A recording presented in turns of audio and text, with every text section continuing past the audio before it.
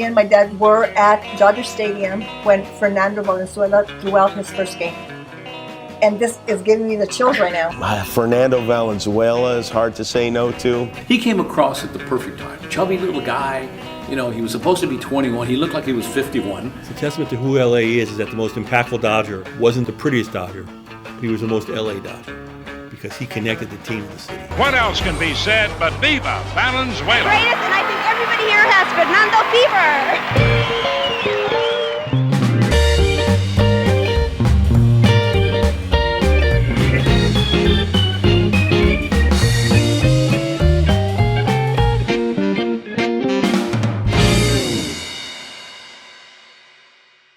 Fernandomania. I mean, he came and he electrified a crowd in 1980, and it was 80 or 81.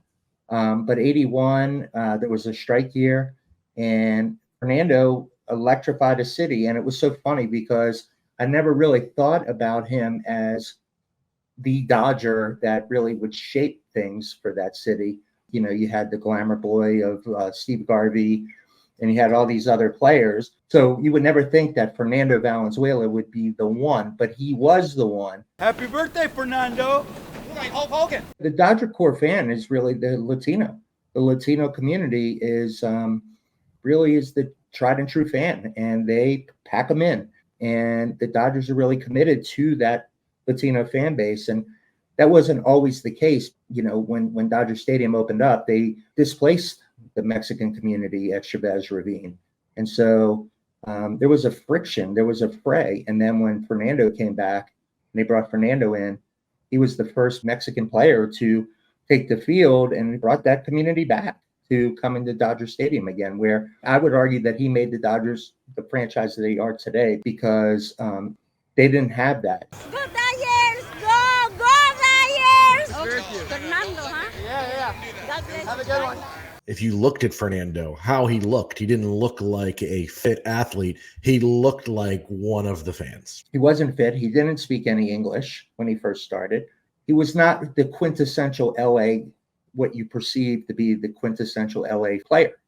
You know, whereas Steve Garvey, you would think of Steve Garvey, you know, the good looking guy, but the impact of Fernando was felt far more than you could ever give your, you know, he was more than a pitcher to that franchise. Yeah, he was the soul. 1, 2, 3.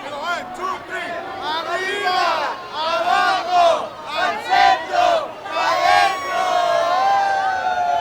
I'm third generation American from Mexico. And the Latins love baseball. My family has always been heavily enthusiastic. We were all fans rooting for the same team. Did a big for the whole Los Angeles community and the persona of what LA is all about. You know, that was something special. And you look at jerseys around the city.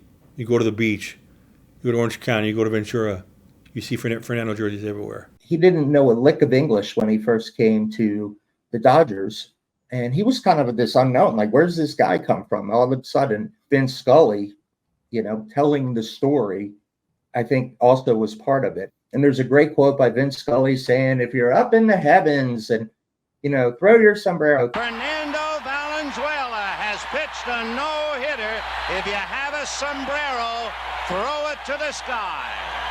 He, you know, became a father and a grandfather. And over time, staying in LA, he became, you know, he's revered. You know, like I said, it's a long-lived family tradition that was passed down from my grandfather. Every May 31st, I would go to Dodger games with my grandpa. He passed away in May. But you know, he's up there with Valenzuela. I know he would have loved this. He would have loved it. And that's why I came to experience it for him. So yeah. So that's it for this episode of Random Fandom. I want to thank you for tuning in. Like and subscribe.